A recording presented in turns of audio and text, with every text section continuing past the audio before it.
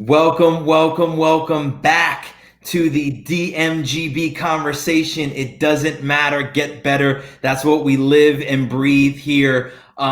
Excited today to welcome a new friend of mine, somebody that is a true story of how to use LinkedIn, because that's how we met and how we got connected, but have really grown to enjoy each other recently. That's right. So Adam Posner is joining me today, a connector, a POZcaster, a recruiter, a marketer, a jack of all trades, and a friend of mine. Adam, welcome to the conversation. Mark, thank you for having me on, man. It's a pleasure.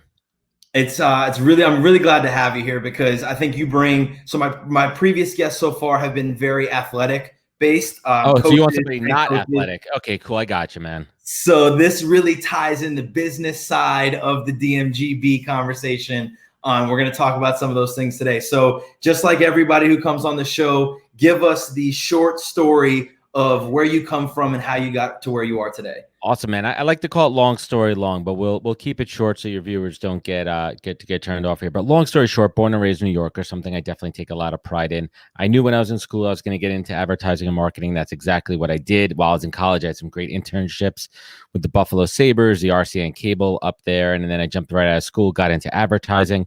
Worked at a couple of ad agencies, spent some time, as we like to call client side, over at Sirius XM satellite radio, before the XM, before the Pandora, before all the other stuff that they added on there, right when Howard Stern was coming on board. So that was 2006, was there for about 5 years. Incredible journey, really learned a ton about brand side marketing, direct-to-consumer marketing, the advent of social media, audio streaming, all that kind of fun stuff. I was actually, fun fact, one of the first beta testers for live streaming of the Sirius app on a BlackBerry.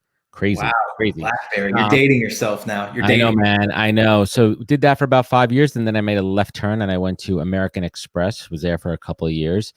Realized that corporate America, real true corporate America, was not for me. And then I went back to Adland, where I found myself over at VaynerMedia working for the great Gary Vaynerchuk, which for me, I thought it was the top of the mountain, holy grail. But you know what, Mark? It was just things didn't work out for me there. Couple of bad moves on my part, couple of bad decisions, couple things didn't go my way, and I lost my job. And it was tough because, I thought it was going to be for the long term, right? I was in a place where I wanted to be, and it just wasn't right. It wasn't the right moment. It wasn't the right time. And as Gary likes to say, it wasn't because, they didn't love me. It just wasn't the right time and place for me. And that was detrimental, man. I was, 35 at the time. We just bought a house, moved out of the city. My daughter was young, and I was like, dude, what the hell am I going to do with my life? And on that day that I got let go, Gary says to me, him and I have a really good relationship. And he's like, listen, man, you got to stop focusing on the things that you suck at, and you need to double down on your strengths. And I kind of laughed. Very Gary V, by the way. Yeah, very exactly like what he would say. Exactly. And I thought he was just trying to blow some smoke up my ass to get me out the door. But in reality, it was an exercise in really looking down deep, some self-evaluation, some true introspective thinking. And I said to him, well, I'm good at this, what you and I are doing. I know the marketing and advertising industry, and I'm a connector. And he's like, well, what are you going to do with that? And I was like, I have a buddy that does healthcare recruiting. Before I could even finish my sentence, Gary turns to me and says, you know what? You would be a great recruiter. And that was it, man. I went out on my journey, did my research, spoke to every recruiter I ever worked with, and I landed at a great search firm. I learned how to recruit, did that for a couple of years, did really well, had some great months, bad months, pretty much the roller coaster of recruiting. Went to another firm for a little bit, and then a few months into that, I said, you know what? I could do this shit for myself. And 3 years later, almost 3 years later, been running my own shop. It's called NHP Talent Group. NHP are my daughter's initials. They're my North Star. Everything that I do is for her and my son, who wasn't born at the time. I'll name the next company after him. And haven't looked back, man. Yeah, exactly, man. Specializing in recruiting for marketing, advertising, media, working with brands, startups, and everything in between, plus a little podcast and a live podcast, as you mentioned, the POZcast. And that's the story in one deep breath, my man. I love it. That was a fantastic job. I don't know that I've had somebody wrap their story into a straight line like that as well as you did. Thank you, I'm man. really glad to have you here, because I think there's a couple things that I really want to talk about with you. I think the first thing I want to touch on is you refaced yourself. Like you spent your life, your childhood dream was marketing and advertising. You knew you were going to go into that. You built a career in that and reached the pinnacle, being with Gary Vee, or what you thought was going to be the pinnacle, being with Gary Vee, and then completely about faced and went in another direction. Talk to me about what that felt like, not a weeks down the road. As soon as you walked out of VaynerMedia, what did you feel like? I felt like getting a drink. and I did. It was interesting too. I mean, I'm going to answer your question in a minute, but it hit me like a ton of bricks because I knew at that very moment when I lost that job that I was never going back to advertising. I knew it. And it's weird to go back and think about it. I knew it when it was about 11 o'clock in the morning. It was on April 1st. It was a cold, snowy day in New York. And I walked to the bar next to the office. It just opened up. And I was so freaking cliche, man. It was so cliche. I literally sat down at the bar and I had a drink before I went and called my wife. And I knew that everything was about to change. Yep. So I knew it was all okay. And I love that. And I think you and I have had this conversation because I have a similar experience, not being at the pinnacle, but I was fired 3 times during my college coaching career. Once because the guy wanted to hire a friend of his, once because the head coach was fired, so the whole staff was fired, and then once because it was my responsibility. Like I ruined the relationship to the point where I got fired. I could no longer work for that guy, so we had to part ways. You take ownership of what happened at Vayner, which I think is really hard for people to do. It's really easy to narrate to yourself why it's not your fault or what the reason was for them, but you take ownership of it. Talk to me about that. Yeah, I call it accountability because that's really what it is. I think once you're able to accept the fact that it's your fault, and I'm using the word fault loosely here, that it's your responsibility. It's your responsibility to keep a job. It's your responsibility to do well in a job. You're not entitled to it. You have to work for it. And just like that, you could lose it. So the moment that you're able to take accountability is the moment you're able to be vulnerable and make a change. And I call that my self-awareness epiphany. In that moment when I said, you know what, maybe I'm not so great at what I'm doing. Maybe I am. Maybe this isn't the right place. Maybe this is what I want to do. Maybe it's not what I want to do. Maybe I made some mistakes. You know what? Yes, I made some mistakes.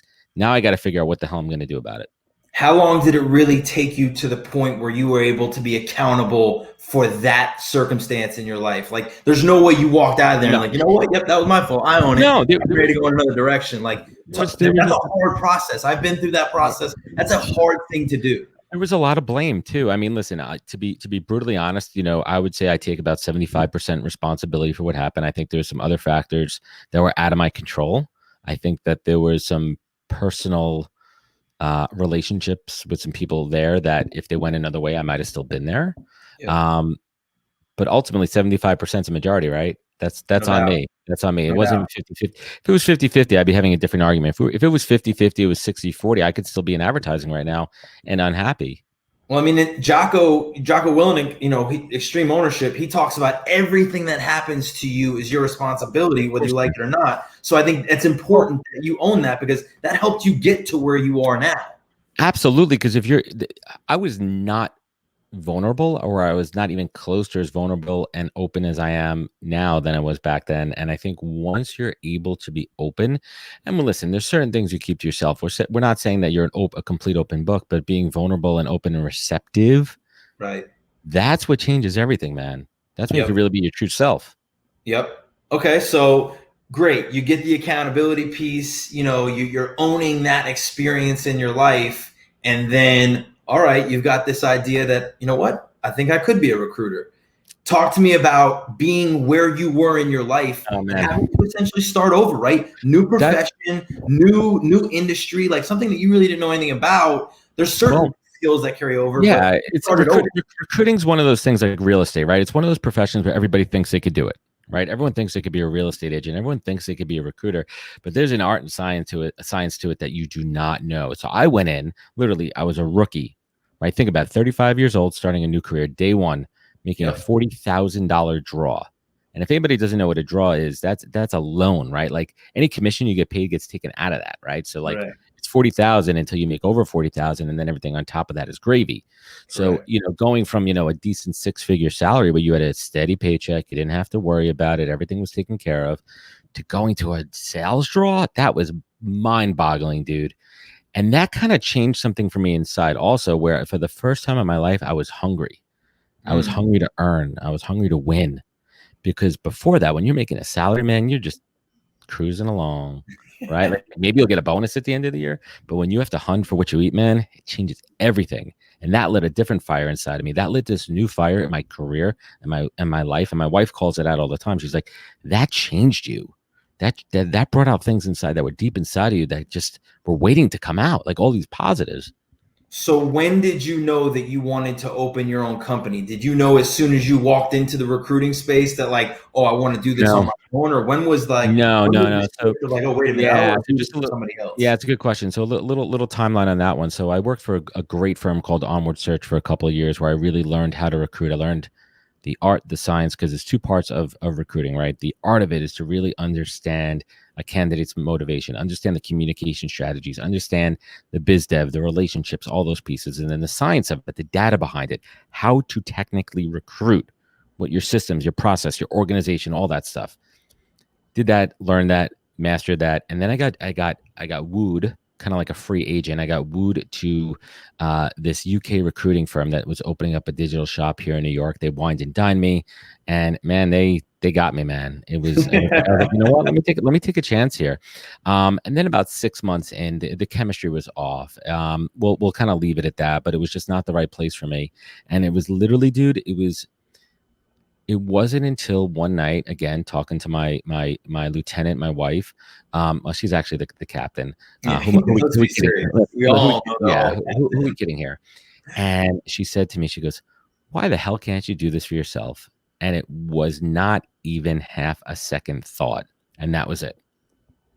That's it. And okay, But now talk to me about the fear of like, so you like, I love this because you've got the accountability piece, which I think is critical to being successful. Now you've got the competitive piece, which is critical to being successful. But now you're not even on a draw. Now you only make what you kill. Talk to me about that. That was scary, dude. That was scary. But I want this to come out the right way. I was never more confident in my life. And here's the thing that changed deeply inside.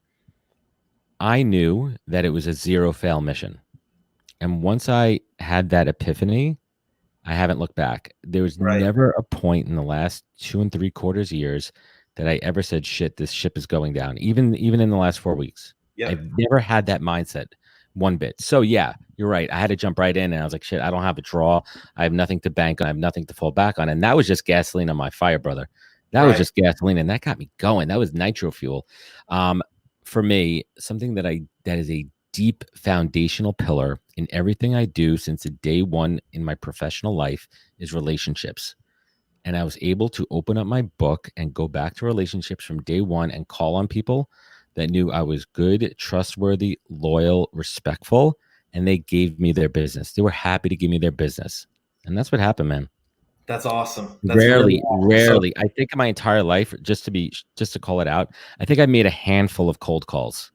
That's, and so that's something that we talk about all the time is that, and I'm obviously newer to the sales world than a lot of other people, but I saw a lot of success in my first year strictly because I was building relationships, not selling. And I think I understand that the industry and the sales world and that entire culture was based on a certain thing and a certain work ethic that dates decades and decades and decades back of people knocking on doors and people picking up the phone. And it was just about constantly putting people into mercy to create sales. But I think that the culture's never really changed. Most sales cultures and businesses are still based on those basic fundamentals, which I think are wrong. I think I agree. In a world where everybody is accessible and you're only a click away from being able to find out information about people, not only should there never be a cold call because you should have information about everybody, 100%. But there's got to be a way to get introduced or to swim up next to, which is a lot of things that we talk about in our training of social selling. So it's great to hear you say that about relationships. Yeah, 100%. Was there ever a time, was there ever a time that you laid your head down on the pillow at night after you had a day, right? Good day, bad day, whatever, laid your head down and went, oh my God, what am I doing? I'm sure those days, and I think that those days came with the losses, not so much the wins. Right. There was one day in particular before I went out on my own. I was at an agency, and I lost 3 deals in a 24-hour period. Tough. I lost 3 deals in a 24-hour period, and that was brutal. The first one was hurt, and I've been through those. Listen, we lose, and when we talk about losing deals, it's different levels of losing deals, right? These are finish line. These are deals at the finish line where they went another way, literally just went another way. And to do 3 of them, and that was kind of like a sign from above, and that's when I decided to leave. That last agency, that the karma wasn't there, like things weren't. Something wasn't right. It wasn't converting. There's something wrong in the process. In the same breath, I also closed 3 deals in 72 hours at the other place, which is the complete opposite end of the spectrum. I mean, there's no greater natural high than closing a sales deal that you're making commission on. Right. And I think anybody who's been through that, like, it's such a fucking adrenaline rush, man. Like, like you feel it. And like, I remember closing my first deal. Everyone remembers their first time, right? Like your first deal, the first time you earned money. And we're not talking like a paycheck. We're talking like a commission, man. Yeah. It's different. It's freaking different, man. So no doubt. I mean, I had 2 of those this past year, one being the Miami Super Bowl host committee, and one with being an AC unit company out in West Florida, that were big deals, and like to be in my first year and to see those kind of numbers come through, I was like, wow.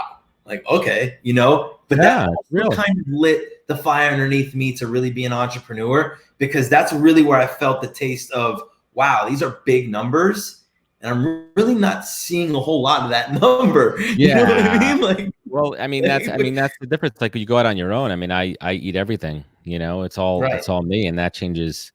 That's a game changer, dude. I mean, last year was a big year for me, and I had the momentum going into this year, and then this freaking virus comes along and throws a wrench in the works.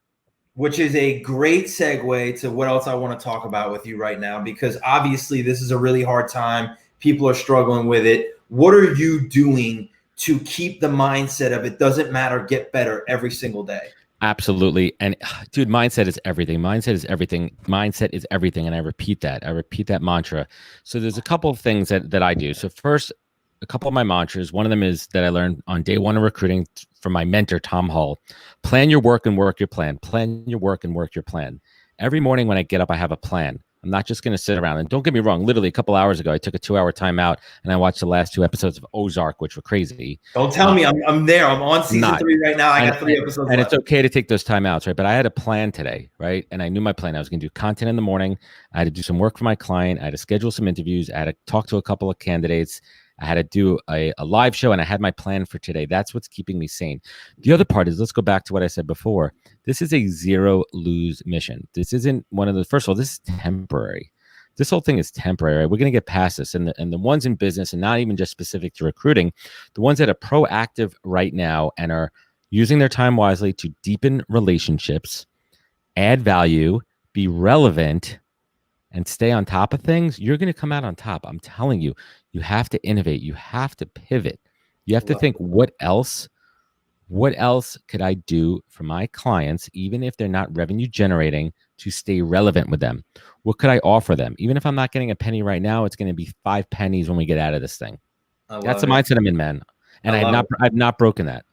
I love that. And you just keep feeding yourself that day. And I love that you said schedule, plan your work your plan. It works both ways. You could say it both ways. Plan your work your plan. Plan your work. We call it clock management. And for me, that's comes straight out of your football. World.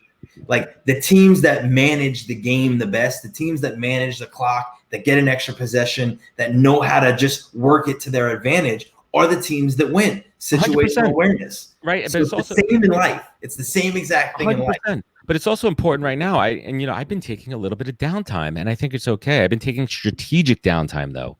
I know when I could take an hour and a half to literally just plop on the couch middle of the day. I've never done that before. I love it. And you know what? That's a kind of a reset for me. That keeps me focused. And I'll tell you the other thing, all the content creation that I'm doing, not only is that keeping me sane and focused, because that's a content machine, and it's keeping me creatively sharp. I'm having conversations, I'm deepening my relationship with folks like yourself. I'm using it as a biz dev driver to have all these guests on, and I'm adding value to everybody by showcasing people who have knowledge. Amen. Amen. I mean, it's such a give and take relationship, because like it takes preparation. It takes, a lot of work to create the content. You've got to read, you've got to know, you got to stay up, you got to stay sharp and be doing things to keep yourself prepared to produce the content. But at the same time, you're producing it, which is in turn creating awareness for you and delivering value to the people around you. I'm having conversations right now. They're like, dude, you are crushing it right now. And I'm like, all I'm doing is just staying busy. I'm reading, doing a post that I think feels right to me. I'm just trying to stay active and continue to build relationships. And you're feeding your mind too. Like the more shows I do, the more guests, the more perspective, the more knowledge, the more information that I'm absorbing, right? Because I mean, listen, man, if I turn this camera around at the bookshelf here, like I used to read all these books, man. And I really stopped reading over the last couple of years, and it's fine. I enjoyed reading. And I'll get back to it. But right now, your knowledge doesn't just have to come from books. Correct. Right. There's so many ways to consume information now. And mine is conversations. I absorb through listening. Amen. And there's so many people that are at the top of the mountain that are willing to share the knowledge about how they got there, that it's no longer like you got to go get the book that they wrote. You could just go to their social media page. Except your dad's book. We got to sell that thing. always got to plug it there. Serial salesman. Always got to plug that. 27 rules for leaders and influencers. Find it on Amazon Yeah, that's exactly right.